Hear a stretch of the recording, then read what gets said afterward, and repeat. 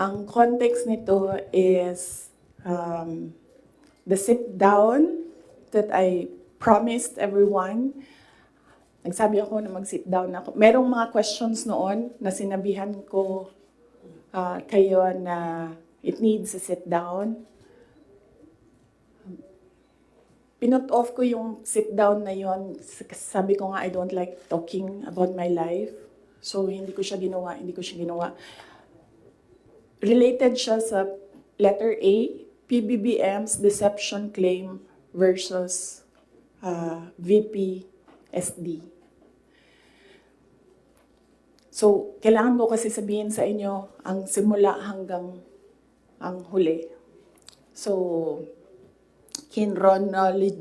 chronological order ko siya para maintindihan niyo yung kwento. So, yun. Yung deception. Actually, nung narinig ko yung deception,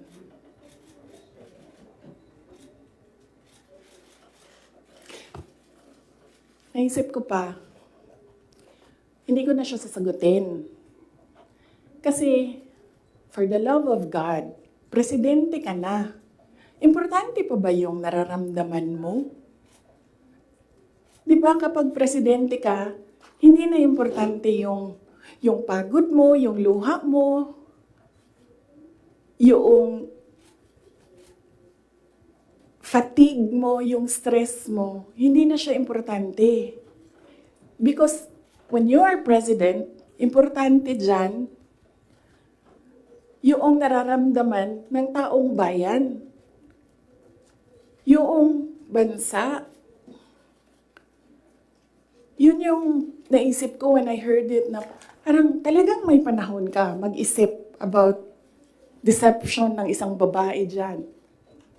Ang dami mong oras. Hindi ba dapat iniisip mo na yung mga taong gutom? Yung presyo ng gasolina?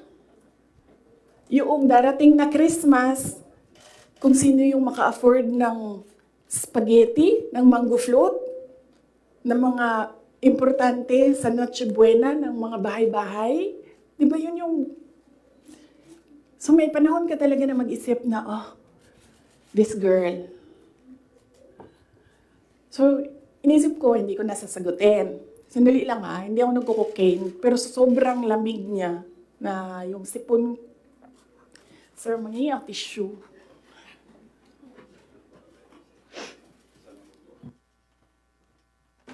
Huwag niyo lang hinaan, sir, kasi sa sobrang dami natin. Tissue lang, sir, may panyo ako. Ayoko ng panyo.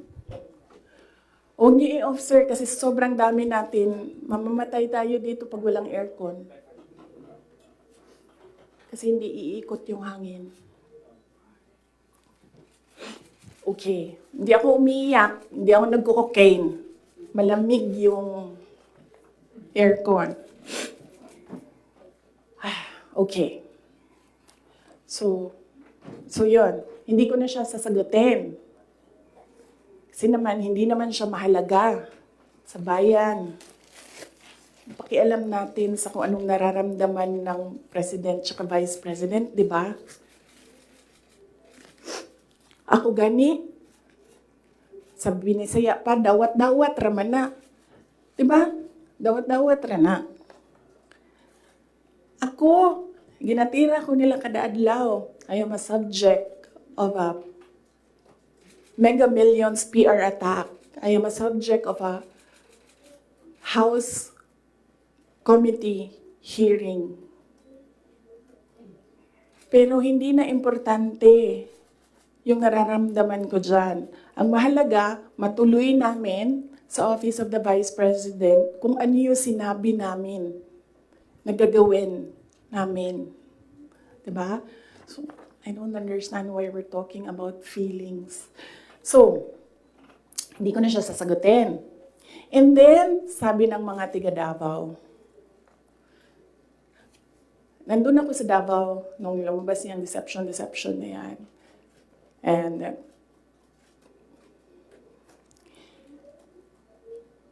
iba-iba na yung reaction ng mga tiga Davao. And lahat, hindi maganda yung reaction. Yawa na, siya na'y nangilad, siya pa'y nang budol, siya pa'y bagagnaw, nga musulti, nga I was deceived.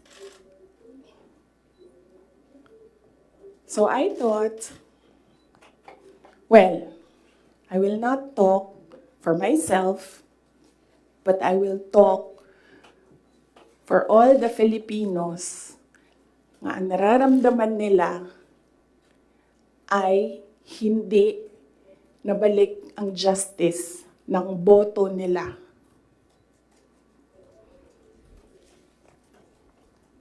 So yan yung context. Ang haba ng context. Okay? So nasaan ako? 2021, January. 2021, October, filing. Kita ninyo ako nag-file ng mayor.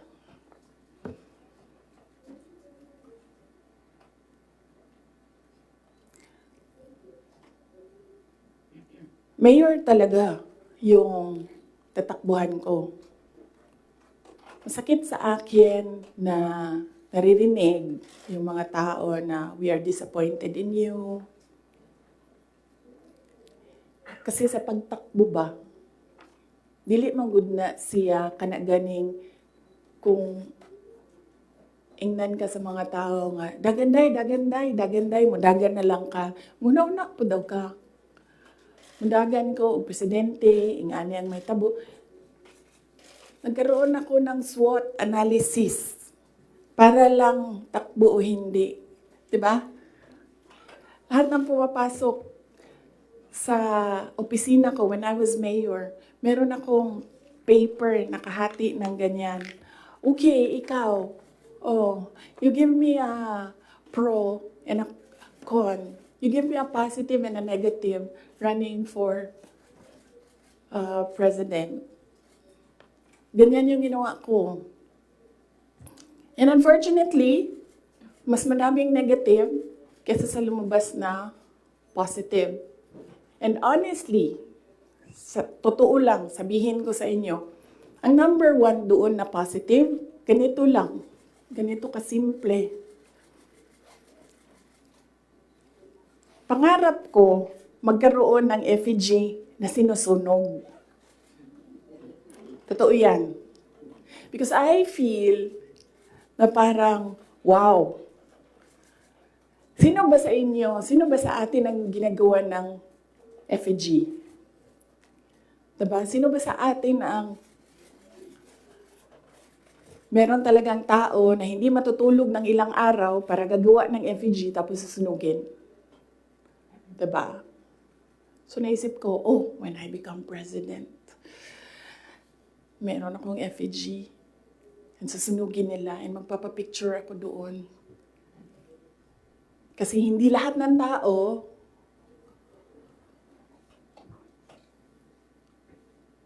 merong ganon sa buhay nila. And then another positive was, mapupuntahan ko na lahat ng sulok ng Pilipinas. Makikilala ko na lahat ng mga tao, mga kababayan ko sa Pilipinas. Mapupuntahan ko lahat ng mga bansa na madaming Pilipino na nagtatrabaho doon, na tumutulong sa ekonomiya natin dito sa bansa. One of those positive things na nalista doon. Na nasabi ko, kung makapunta ako doon sa kanilang lugar, baka naman ma-inspire sila na gawin kung ano yung ginagawa sa Davao City. At the time, bago ako bumaba for mayor,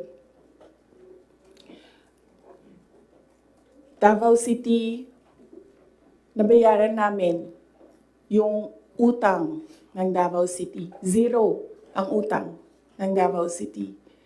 Number 4 kami sa competitiveness across the country among all HUCs. Number 8 kami sa pinakamayaman na syudad. Insurgency-free kami.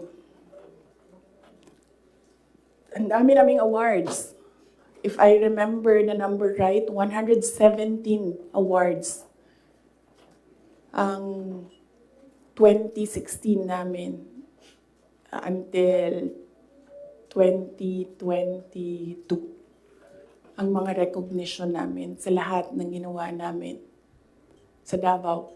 Hindi na nila kami matalo sa most child-friendly city in the Philippines. Nag-Hall of Fame na kami sa Davao. So naisip ko, well, baka naman, kung mapuntahan ko yung ibang lugar, may isip nila na, pwede yan dito sa amin. That will improve the quality of life of our kababayans.